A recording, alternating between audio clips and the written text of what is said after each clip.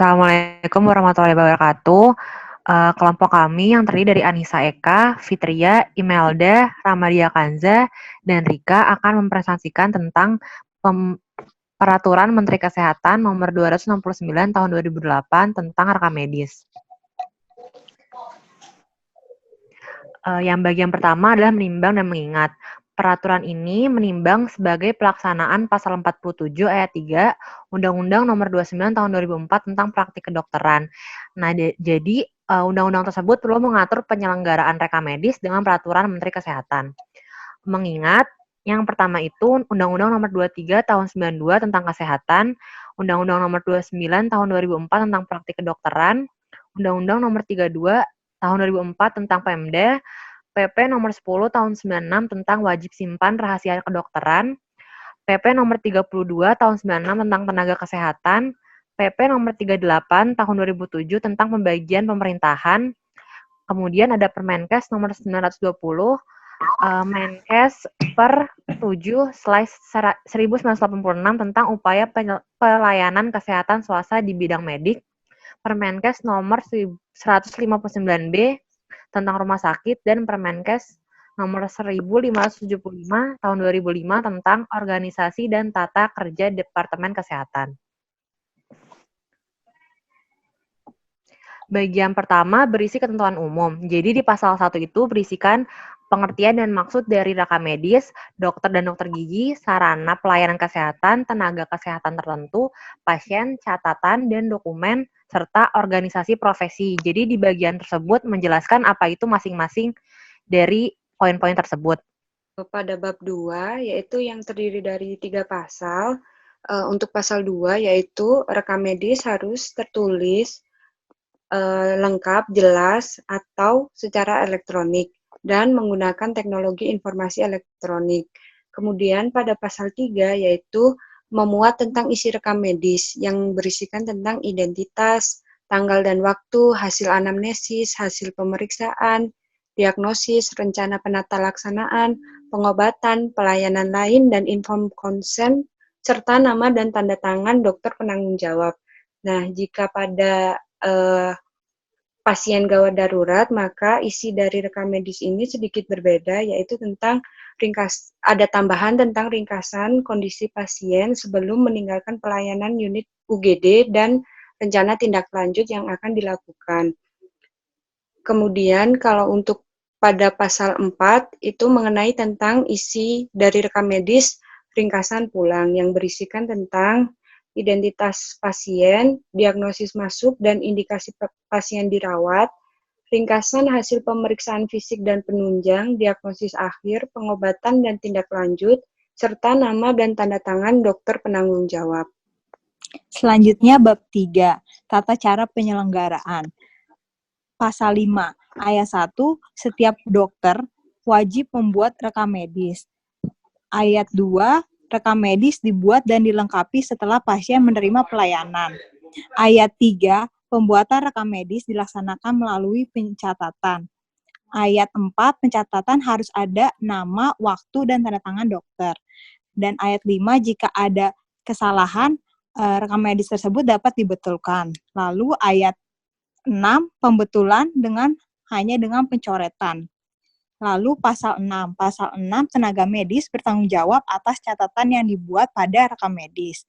Di pasal 7, sarana pelayanan kesehatan wajib menyediakan fasilitas yang diperlukan dalam penyelenggaraan rekam medis. Selanjutnya bab 4 yaitu penyimpanan, pemusnahan, dan kerahasiaan. Jadi di bab 4 ini terdiri dari pasal 8, 9, 10, dan 11.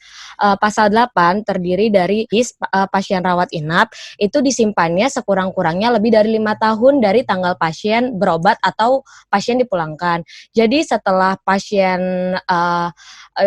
lebih daripada batas waktunya itu 5 tahun, itu bisa dimusnahkan rekam medisnya, kecuali ringkasan pulang dan persetujuan tindakan. Jadi ringkasan pulang dan persetujuan ini harus disimpan untuk jangka 10 tahun terhitung dari pembuatan ringkasannya. Nah, pembuatan ringkasannya ini dilakukan oleh petugas yang ditunjuk oleh pimpinan sarana pelayanan kesehatan. Selanjutnya pasal 9. Nah, di pasal 9 ini rekam medis selain di rumah sakit itu wajib disimpan sekurang-kurangnya 2 tahun dari tanggal pasien berobat. Setelah batas waktu dari 2 tahun itu, rekam medik dapat dimusnahkan. Yang selanjutnya pasal 10. Nah, pasal 10 ini berisi tentang rekam medis ini berisi tentang informasi identitas, diagnosis riwayat penyakit, riwayat pemeriksaan dan pengobatan harus dijaga kerahasiaannya oleh dokter ataupun dokter gigi dan tenaga kesehatan lainnya. Nah, yang kedua, informasi tadi itu boleh dibuka jika yang pertama untuk kebutuhan pasien, yang kedua memenuhi permintaan penegak hukum atas permintaan pengadilan. Nah, yang ketiga permintaan atau persetujuan dari pasien sendiri. Yang keempat, permintaan institusi atau lembaga berdasarkan peraturan perundang-undangan. Nah, yang terakhir, informasi ini boleh dibuka jika untuk penelitian dan pendidikan dan audit medik dengan tidak menyebutkan identitas daripada si pasien. Nah, yang selanjutnya yaitu permintaan informasi harus dilakukan secara tertulis kepada pimpinan pelayanan kesehatan.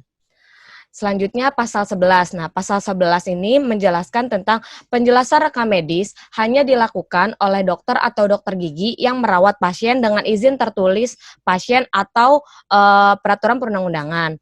Nah, pimpinan sarana pelayanan kesehatan juga bisa menjelaskan isi rekam medis secara tertulis atau langsung kepada pemohon tanpa izin pasien berdasarkan undang-undang. Jadi pemohonnya ini berdasarkan dari pasal 10 tadi. Selanjutnya di bab 5 tentang kepemilikan, pemanfaatan, dan tanggung jawab. Di pasal 12 ini dijelaskan bahwa berkas rekam medis itu adalah milik sarana pelayanan kesehatan. Sedangkan isi dari rekam medis merupakan milik pasien. Nah, di poin ketiga ini, di ayat 3 ini, dijelaskan bahwa isi rekam medis yang dimaksud adalah ringkasan rekam medis.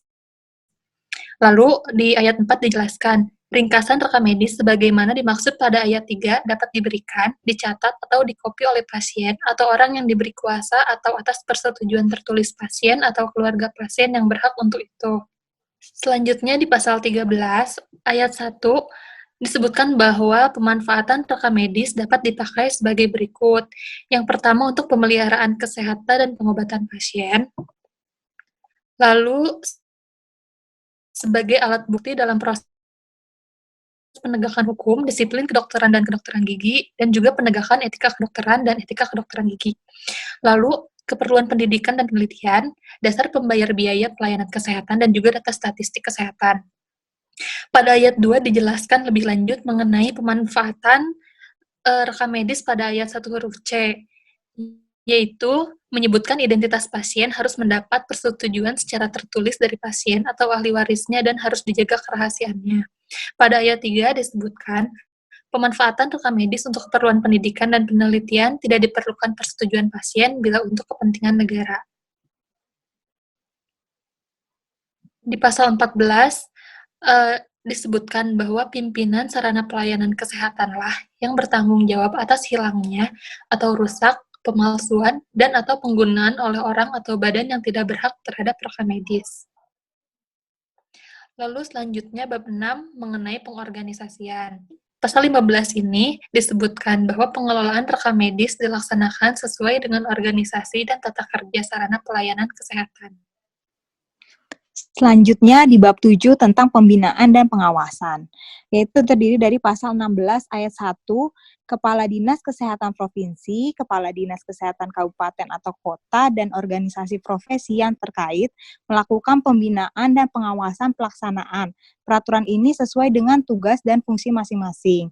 Lalu di ayat 2, pembinaan dan pengawasan yang dimaksud di ayat 1 tadi diarahkan untuk meningkatkan mutu pelayanan kesehatan. Lalu di pasal 17 ayat 1 dalam rangka pembinaan dan pengawasan, Menteri, Kepala Dinas Kesehatan Provinsi, Kepala Dinas Kabupaten atau Kota dapat mengambil tindakan administratif sesuai dengan kewenangannya masing-masing.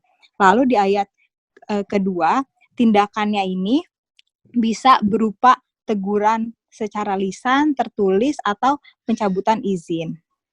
Kemudian di pasal 8 berisi tentang ketentuan peralihan. Jadi penyesuaian PMK ini dilakukan paling lambat 1 tahun oleh dokter. Kemudian yang terakhir di pasal 9 adalah ketentuan menutup. Jadi Permenkes nomor 749A Menkes per 71989 tentang rekam medis dicabut dan diberlakukannya peraturan yang baru ini. Sekian presentasi dari kelompok kami. Wassalamualaikum warahmatullahi wabarakatuh.